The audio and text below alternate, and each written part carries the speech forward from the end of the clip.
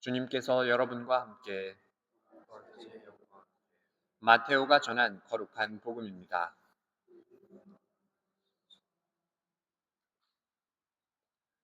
그때 예수님께서 제자들에게 이런 비유를 들어 말씀하셨다. 하늘나라는 저마다 등을 들고 신랑을 맞으러 나간 열 처녀에 비길 수 있을 것이다. 그 가운데 다섯은 어리석고 다섯은 슬기로웠다. 어리석은 처녀들은 등은 가지고 있었지만 기름은 가지고 있지 않았다. 그러나 슬기로운 처녀들은 등과 함께 기름도 그릇에 담아 가지고 있었다. 신랑이 늦어지자 처녀들은 모두 졸다가 잠이 들었다. 그런데 한밤중에 외치는 소리가 났다. 신랑이 온다. 신랑을 맞으러 나가라. 그러자 처녀들은 모두 일어나 저마다 등을 챙기는데 어리석은 처녀들이 슬기로운 처녀들에게 우리 등이 꺼져가니 너희 기름을 나누어 다오 하고 청하였다. 그러나 슬기로운 처녀들은 안 된다. 우리도 너희도 모자랄 터이니 차라리 상인들에게 가서 사라 하고 대답하였다. 그들이 기름을 사러 간 사이에 신랑이 왔다. 준비하고 있던 처녀들은 신랑과 함께 혼인잔치에 들어가고 문은 닫혔다. 나중에 나머지 처녀들이 와서 주인님, 주인님, 문을 열어주십시오 하고 청하였지만 그는 내가 진실로 너희에게 말한다. 나는 너희를 알지 못한다 하고 대답하였다. 그러니 깨어 있어라. 너희가 그 날과 그 시간을 모르기 때문이다. 주님의 말씀입니다.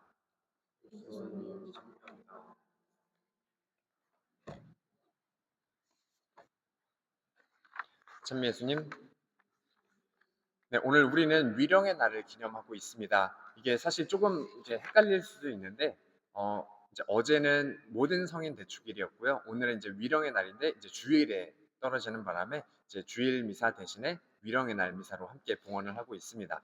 근데 이 위령의 날이라는 게 한국어로 표현을 하니까 조금은 이제 무거운 느낌이 드는 것 같아요. 이제 영어로는 그냥 All Souls Day라고 이렇게 얘기를 하는데, 그냥 흔히 쉽게 얘기해서 모든 영혼들을 위해서 기도하는 날입니다. 특별히 먼저 돌아가신 분들 그리고 우리의 기도가 필요한 영혼들을 위해서 기도하는 날이죠. 이렇게 우리의 기도가 죽음을 초월해서 이루어진다는 것은 천상교회와 우리 지상교회가 동떨어진 것이 아니라 연결되어서 하나의 연장선상에 있다는 것을 이야기해 주고 있습니다. 그래서 우리가 지금 하고 있는 이 신앙생활이 단순히 선택적으로 또 혹은 취미처럼 이렇게 해도 되는 것이 아니라 영원이라는 관점에서 보면 영원한 생명을 준비해가는 과정이라는 그 중요한 의미를 다시 한번 새길 수 있지 않을까 싶습니다. 이렇게 우리는 하루하루를 살아갑니다. 근데 어디선가 한 평론가가 이렇게 썼던 글이 생각이 납니다. 사실 따지고 보면 우리는 하루하루 죽어가는 존재들이다. 죽음을 향해서 하루하루 나아가고 있으니까 맞는 말이긴 한데 이제 다시 영원한 생명을 이제 우리가 잊지 않는다면 이렇게 바꾸어 볼 수도 있을 것 같아요. 제가 신학생 때 어떤 신부님이 신학생들에게 해주신 말인데 삶은 축제다. 우리가 영원한 생명에 하루하루 가까워지는 날이니까 매일매일을 기뻐해야 하고 기뻐할 수밖에 없다. 축제처럼 매일매일을 즐기자 하는 말씀을 해주셨습니다. 이제 죽음을 마주하는 우리 신앙인의 자세가 어떠해야 하는지를 잘 보여주는 표현이 아닐까 싶어요. 이제 영원한 생명을 믿지 않는다면 우리의 신앙생활은 그저 그냥 취미생활과 다를 바 없을 겁니다. 그래서 특별히 이 위령의 날, 영원한 생명을 다시 한번 생각해보는 이 날에 나의 신앙생활이 혹시 취미생활과 다르지 않다면 영원한 생명을 누릴 준비가 내가 온전히 되고 있는 것일까 스스로에게 되물어 볼 수 있는 그런 날이 되었으면 좋겠습니다. 이제 오늘 복음은 열 처녀의 비유를 들려주고 있습니다. 슬기로운 처녀들의 모습과 어리석은 처녀들의 이 모습이 우리가 명백하게 준비하는 삶이 얼마나 중요한지를 이야기해주고 있습니다. 근데 한번 생각해보고 싶어요. 이 어리석은 처녀들이 왜 기름을 준비하지 않았을까요? 이제 뭐 다양한 이유가 있었겠죠.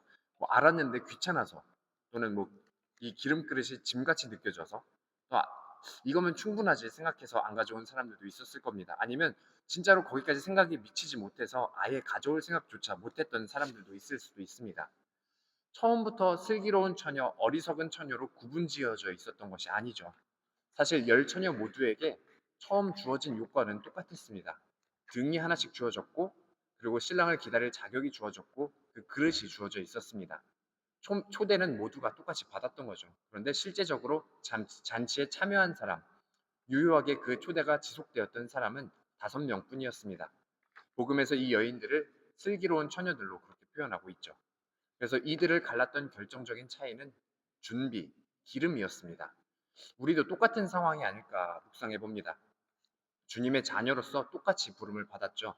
지금은 슬기로운 사람, 어리석은 사람 구분 지어져 있는 것도 아니고 이미 그 잔치에 들어갈 사람, 그럴 수 없는 사람이 구분되어져 있는 것도 아닙니다. 모두 다 똑같이 초대를 받았습니다. 다만 그 초대를 지속시킬 수 있는 기름이 있는지를 스스로에게 물어봐야 할 겁니다. 이 기름은 신랑을 기다릴 수 있는, 신랑을 맞이할 수 있는 원동력이 되는 모든 것들을 이야기할 수 있을 것 같습니다. 매일의 기도가 될 수도 있고요. 신학적인 공부가 될 수도 있고요. 더 중요하게는 미사와 영성체가 될 수도 있겠죠.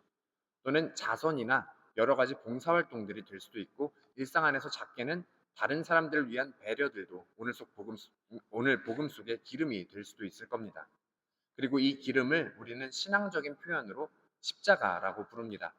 내가 삶 안에서 지고 있는 이 십자가가 무겁기도 하고 번거롭기도 하고 고통스럽기도 하고 때로는 귀찮게 느껴질 수도 있습니다. 놔도 돼요.